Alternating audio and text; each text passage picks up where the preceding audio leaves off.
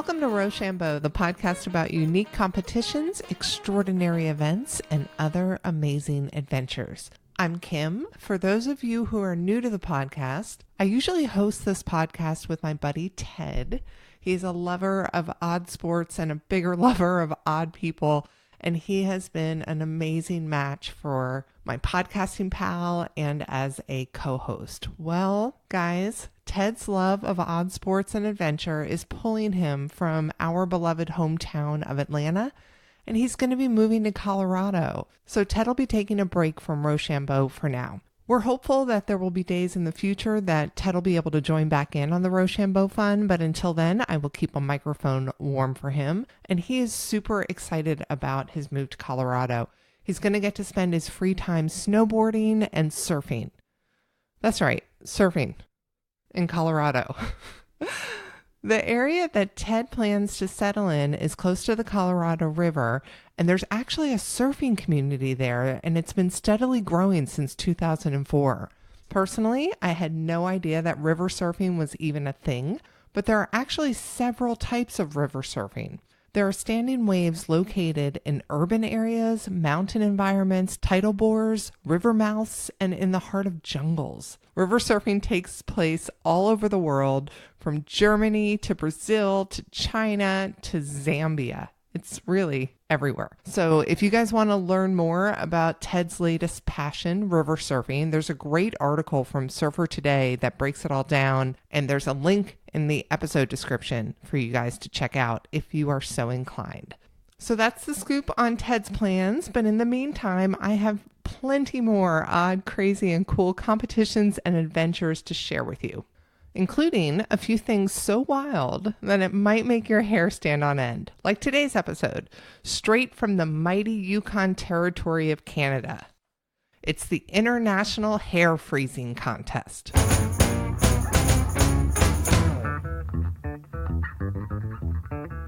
Oh, Canada. So much awesomeness happens in this beautiful, albeit very, very cold country. From killer cities like Montreal, Vancouver, and Toronto to Niagara Falls, Whistler, and the Canadian Rockies, the country is as diverse as its topography. The Yukon is the smallest and westernmost of Canada's territories, and as such has the smallest population of any province or territory in Canada. Whitehorse is the territorial capital and Yukon's only city. It's here in Whitehorse that the Yukon Sourdough Rendezvous started way back in 1945. The Rendezvous is a week of daily sports activities and nightly entertainment, and while many things have changed since its inception in 1945, the core of this festival remains the same. It's a gathering of Yukon folks in an effort to beat winter blues and celebrate together, celebrate yet another winter passing. So the festival is jam-packed with crazy competitions and unique sports, including a log toss, an axe throw, a lip-sync battle, snowshoeing, and a dog howling competition. That's just to name a few. So let's picture that backdrop, right? And according to Smithsonian.com, the International Hair Freezing Contest began back in 2011 as kind of an extension of the Yukon Sourdough Rendezvous. Participating athletes and spectators alike, seeking a reprieve from their aching muscles and winter chills, they would head together to soak at the nearby Takini hot pools. Well, cold air and hot pools join forces and create the most amazing frozen hairdos ever.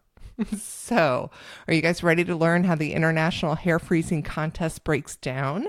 Well, I'm lucky enough to have Andrew Umbrick, the owner and operator of the Takini Hot Pools, with me now. Andrew, welcome to Rochambeau. Hi, thank you for having me. So how did this come to be? I know you guys have been doing it since around 2011, but who came up with this idea? In 2011, it was a manager that we had running the hot springs at the time, and he came up with the contest.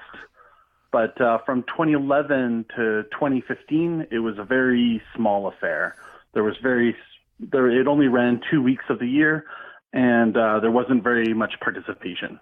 And what changed? How did it blow up? In 2015, we got a group photo that was just so good that it went viral online. And from that point on, we've gotten the media's attention from around the world. Since 2015, we've had more participation. Our prize pool has increased. We've offered more categories. It's really grown. It's a very unique contest. You can only do it in a couple places in the world.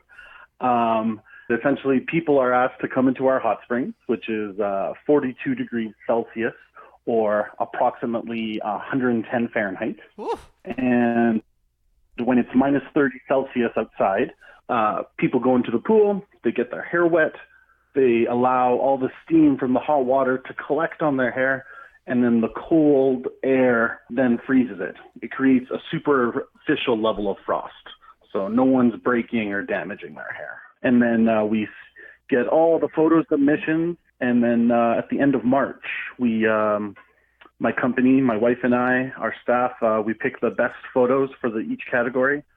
Generally, the photos pick themselves because the winners are usually pretty self-evident, generally speaking. You mentioned briefly that no hair gets damaged, and that was the first thing that ran through my mind is, when you freeze something, it can break.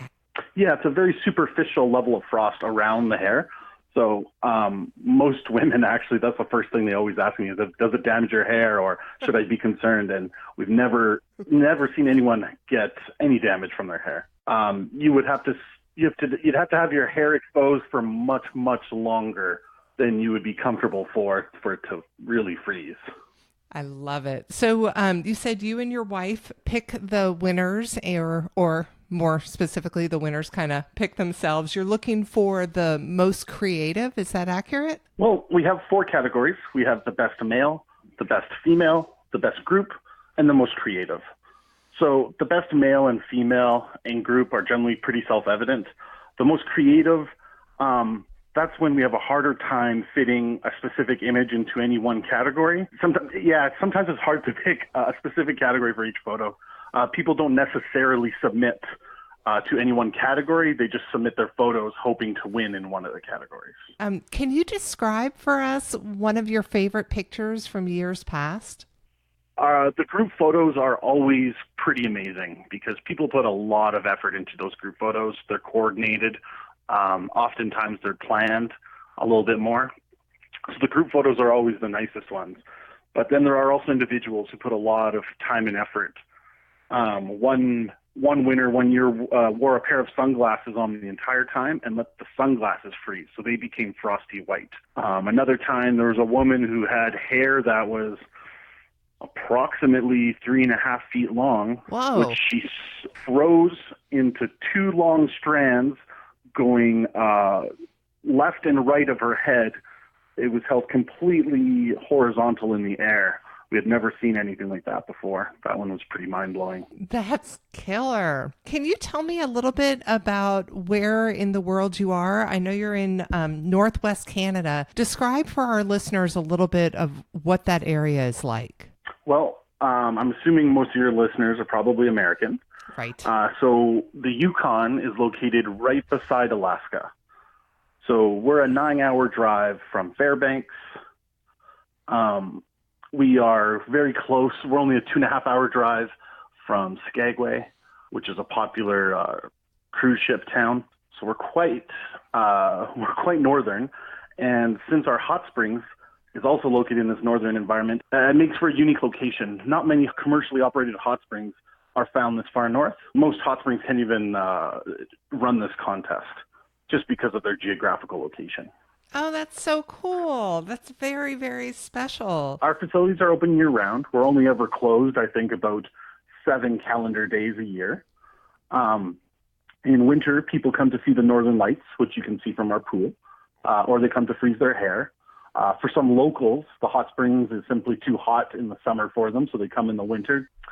In the summer, it's our high tourist season, so we get a lot of Americans, a lot of Europeans that come by, and they stay in our campground or our hostel, which is also on our property. That's awesome. I don't want to get too sidetracked, but I didn't realize that you could see the northern lights from there. How often could someone expect to be able to see? Can you plan a trip around that, or is it just luck? They're always around. I grew up with the northern lights, so I kind of stopped looking for them. You simply have to come to the Yukon in the winter, and not even in the winter, anytime from September till end of April, when it's the darkest month of the year. And you need a good northern lights prediction, which you can find online. And then you just need a clear sky, and you need to stay up all night long and constantly check the sky. There's a good chance you'll see them for hours at a time, or maybe for only a few minutes. It's hard to predict how long they'll stay and how nice the show will be. I love it. Even more of a reason to come visit you guys. If somebody wants to participate in the contest, let's give them a complete rundown on how they go about it. So this year we have a sponsor for one of our categories. I can't quite name the sponsor yet, but it'll become public very soon. And so this year we have more prize money available. Normally it's about $750 plus a 30 soak membership at our hot springs, which is valued at about $1,000 Canadian. Nice. But this year we're hoping our prize money will actually be closer to $2,000 Canadian. And so people come into the hot springs, they pay for an admission, they sign the form release, basically allowing us to use their photo. Then they go in the hot springs, they wet their hair, they let it freeze. Then they hit a little button that calls us at the front. It gives a little chime to my front desk, and then we come out, we take your photo, and then you can put your head back underwater and warm up your ears. And then we take all the photos. We'll be listing them on a website this year. And people can go on the website, look at all the photos, and we're even hoping to offer an option where the public can pick a winner. Oh, I love that idea. So, yeah, this year we're hoping for a lot more participation, especially with the bigger prize money. We've got about $8,000 to $10,000 in prize money this year versus about $3,500 to $4,000 left. That's killer. All right. Well, we'll have links to your website and your Facebook page on the podcast page. And Andrew, thank you so much for taking the time to tell us all about this. I can't wait to find out who wins this year. Yeah, come and check us out in March. We'll have the winners announced then. And if you don't have enough hair on your head, men with beards can also participate, and they get really good photos. And we've even had people with large amounts of body hair participate, frozen their body hair as well, which works. Okay. We're not really picky. As long as there's frozen hair involved, we'll take it. Fantastic. Andrew, thank you so much. Yeah, no problem. Have a wonderful day. Oh my gosh, guys, you have to check out some of the pictures from past events. They're amazing, and they're very much in tune with our other Fun with Faces episodes. Think about gurning from episode 4 or beard and mustache competitions from episode 11 and 49. In fact, that one pic that Andrew mentioned of the young lady with 3.5 feet of hair that she swung into 2 long sideways strands. Well, her style looks shockingly similar to that of international beard competitor MJ Johnson's award-winning cheek beard. So make sure to head over to takinihotpools.com to see some pics and maybe consider planning your trip to the hot pools today. Because could you imagine seeing the northern lights while soaking in a glorious hot springs while simultaneously freezing your hair into elaborate swirls in hopes of cash prizes and glory? Come on. This one is the full meal deal. For more fun and games, head over to our website. It's rochambeaupodcast.com. And if you happen to know of a competition or event that Rochambeau should be covering, please don't hesitate to reach out. You can email us at rochambeaupodcast@gmail.com or look for us on Instagram, Facebook, etc. Thank you so much to Cadillac Jones for supplying the music to our podcast. They are an awesome band, and if they ever come through your hometown, don't hesitate to go see them. You will not regret it. And if you guys enjoyed the podcast today, please consider subscribing. If you do so, you'll get alerts when we have new episodes. And also, please consider giving us a nice review on your favorite podcast provider. That would be super cool. All right, till next time, people.